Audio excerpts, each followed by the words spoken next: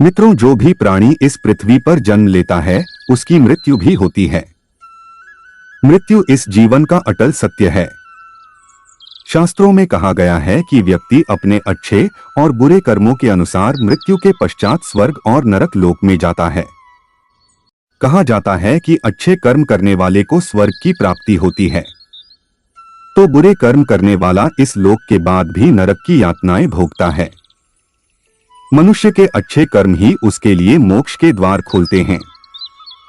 मोक्ष प्राप्ति का अर्थ होता है जीवन मरण के चक्र से मुक्त हो जाना। मोक्ष प्राप्ति के बाद मनुष्य को दोबारा इस मृत्युलोक पर जन्म लेने की आवश्यकता नहीं रहती है। इसलिए हर मनुष्य मृत्यु के पश्चात मोक्ष की प्राप्ति करना चाहता है। शास्त्रों में कुछ ऐसे कार्य बताए गए हैं जिन्हें करने से मनुष्य के मृत्यु समय के कष्ट कट जाते हैं और उसे इस लोक के बाद स्वर्ग में स्थान मिलता है तथा मनुष्य जीवन मरण के बंधन से मुक्त होकर मोक्ष की प्राप्ति करता है। तो मित्रों, आज की प्रस्तुति में हम जानेंगे कि वे कौन से कार्य हैं जिन्हें करने से मनुष्य मोक्ष की प्राप्ति कर सकता है। नमस्कार दोस्तों, आप सभी दर्शकों का स्वागत है हमारे YouTube चैनल ज्ञान गंगा में। अगर आप भी श्री कृष्ण के परम भक्त हैं तो हमारे चैनल को सब्सक्राइब कर दें। अगर वीडियो अच्छी लगे तो कमेंट में जय श्री कृष्णा जरूर लिखें। तो चलिए शुरू करते हैं आज की प्रस्तुति। दोस्तों, हर मनुष्य मृत्यु के पश्चात मोक्ष की प्राप्ति करना चाहता है।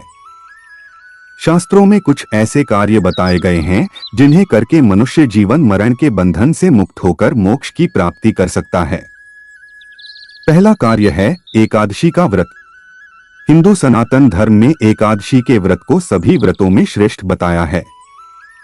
शास्त्रों में भी एकादशी व्रत की महिमा बताई गई है। एकादशी व्रत के विषय में उल्लेख मिलता है कि यदि कोई मनुष्य निष्ठा और नियम के साथ एकादशी व्रत करता है तो उसे जीवन मरण के बंधन से मुक्त होकर मोक्ष की प्राप्ति होती है। दूसरा, रामचरितमानस पाठ। दोस्तों, रामचरितमानस का पाठ बहुत ही पुण्यकारी है, इसलिए मनुष्य को रामचरितमानस का पाठ नियमित रूप से करना चाहिए। रामचरितमानस भगवान राम के विषय में लिखा गया है। इसके बारे में कहा गया है कि इसकी चौपाइयां केवल वाक्य या शब्दों की माला नहीं हैं, बल्कि ये मृत्यु के पश्चात भी मनुष्य को भवपार कराती हैं। रामचरितमानस के पाठ से मृत्यु के समय का कष्ट कम होता है और मनुष्य इस लोक के बाद उच्च लोक की प्राप्ति करता है।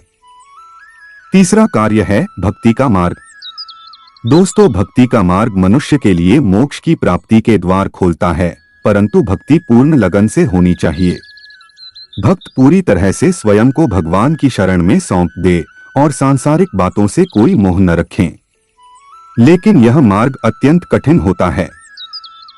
अंतिम कार्य है आचरण और शुद्ध कर्म। दोस्तों, आचरण और कर्म ये दो चीजें हैं जिसके अनुसार मनुष्य मृत्यु के बाद मोक्ष, नरक या स्वर्ग का भागीदार बनता है। भगवान श्री कृष्ण ने भी गीता में कर्म को सबसे ऊपर बताया है, इसलिए व्यक्ति को भाग्यवादी न बनकर कर्मवादी बनना चाहिए।